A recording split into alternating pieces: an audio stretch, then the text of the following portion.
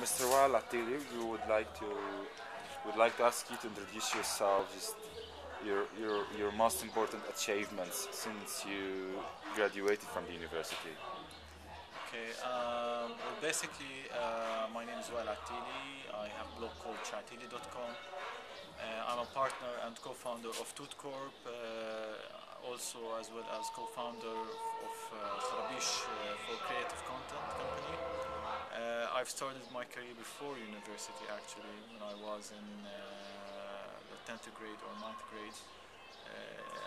And then I started, as a freelancer or illustrator or artist for a computer magazine called Byte Middle East. And then I went to university and studied architecture. Basically, I liked about the architecture the way the process of thinking and the way of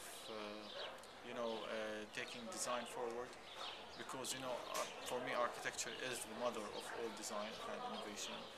It is the oldest art of design. And after university, I worked as a senior designer for a branding company called Syntax. And in 2005, I started blogging, and through blogging, I changed my career into a storyteller,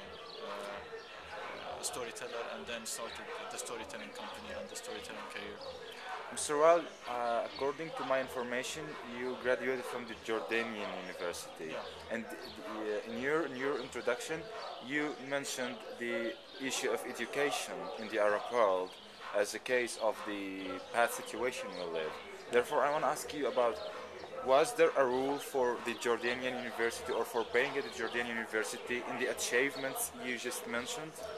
Well, basically, definitely, in every place you go, you will find one or two people who can inspire you, and you can learn a lot of them. And I was lucky to meet two doctors who were graduated from MIT and Harvard, and few good doctors and engineers who I really learned from. Wherever you go, you might find one or two people who can inspire you and take you into a different level. So probably maybe maybe God was looking after me, and maybe I was lucky to meet these people. Also, for me, I consider myself a special case where at the same time, where I was studying, I was working at the same time in technology and web, and I was exposed to technology from early stages.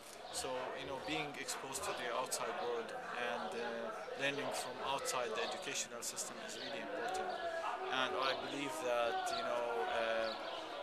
with the existence of internet and new media, the younger generation will have more exposure to a source of information rather than taking it only from our education institutions such as universities and schools. And I believe that students will make the change in our education system, not the teachers or the staff behind our education institutions. Mr. Well, my last question is, you have mentioned the point of revolution as a solution or as a kind of solution for the situation in the Arabic countries, and you mentioned that the youth can start this revolution. I want you to tell me more about what is the characteristics of the revolution you just mentioned. How can the youth start this revolution from your prospect? Well, basically, let me point out that I'm not calling for a political revolution No, or I any, understand this. but it's the state of mind of that. Revolution usually comes out after a deep suffering and deep depression, or you feel that you are in the low bottom of or, on the low on the bottom. Now you have to take a huge step or a huge leap in order to get into a higher level. There's a huge gap between two kind of words, the East and West, or the Middle East and West, or where do we stand now and where other are going. So, able to follow them, or able to keep track on them, we need that kind of revolution. to be able to follow, what they achieved so far. It's really a huge jump that we all need to take.